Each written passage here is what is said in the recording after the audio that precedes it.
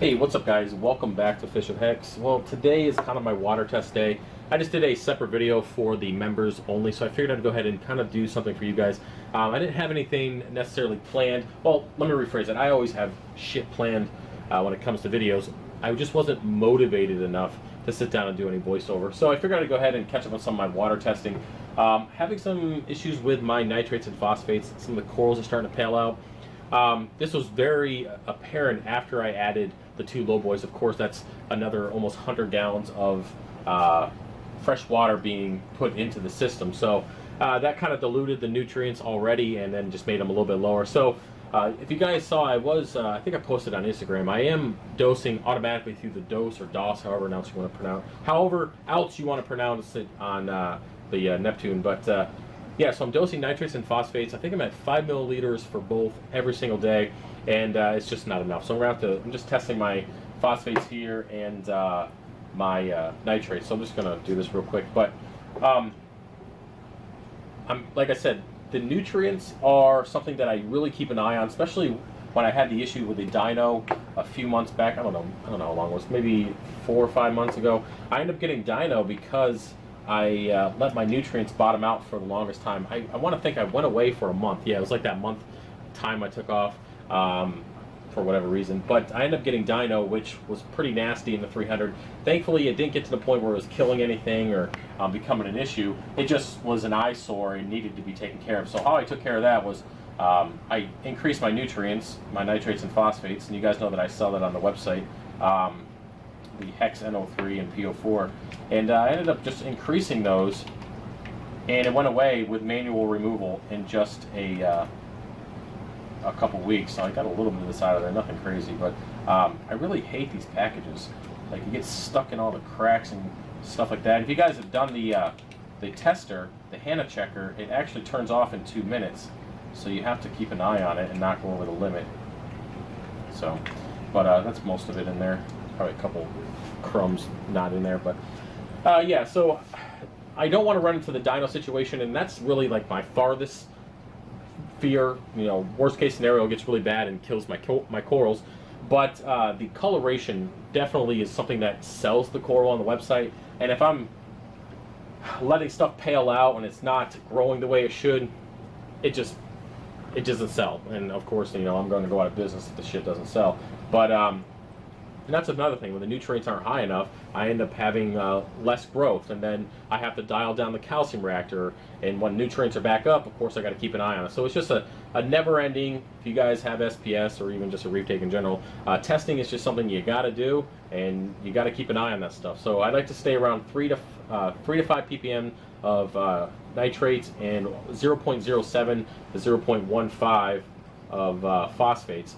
And that usually keeps the corals good to go. If I start going above 0.15 of phosphates, I end up running into a little bit of cyanobacteria. But with the reef tank being bare bottom and all the flow that I have in there, minus the 2 power heads that are not working really well right now, I don't really get cyano any other place than in the overflow and behind the power heads, which is kind of strange. I guess that is where the dead spot is. So this has got 3 minutes till it comes out. So dino is an issue if you let it stay at low nutrients for a long time, but the bigger problem is lack of growth and coloration, which in turn doesn't sell the coral. And you guys know that I stopped importing coral, so everything is dependent on what I do right now, how I grow it, how fast I grow it, the coloration. My whole business is based on my performance, not what I can import from another country that already is just ready to sell. It was a big step for me. I did definitely take a hit in sales, and I knew that was going to happen, so I put a little bit extra aside to kind of cover bills and expenses for that period of time. I'll make sure my damn camera's still on. And yeah, we're 4 minutes in, 4.5. But yeah, so I put a little money aside because I figured I would end up taking a pretty big hit. And yes, I have, because a lot of you guys who watch the channel are beginners, and I understand that SPS is not something that's for beginners. It's just not.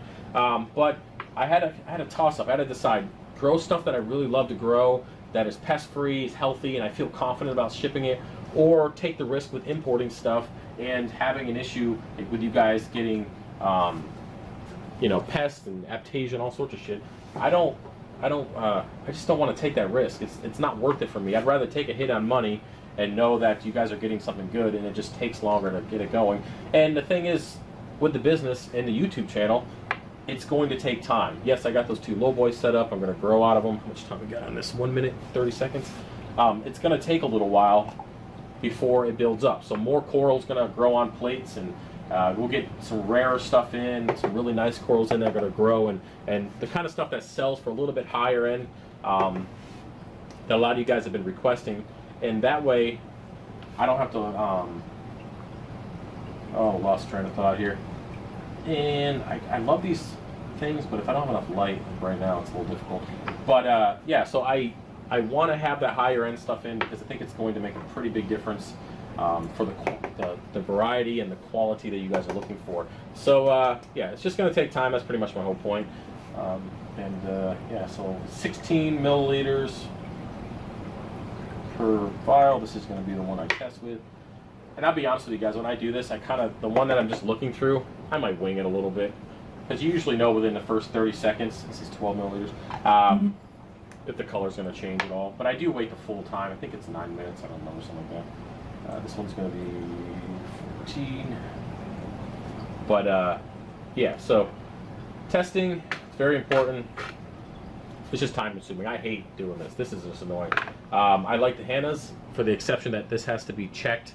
You have to keep an eye on the time. I usually put a timer out and check it. But this is pretty accurate. The phosphates, and it's got 4 seconds left.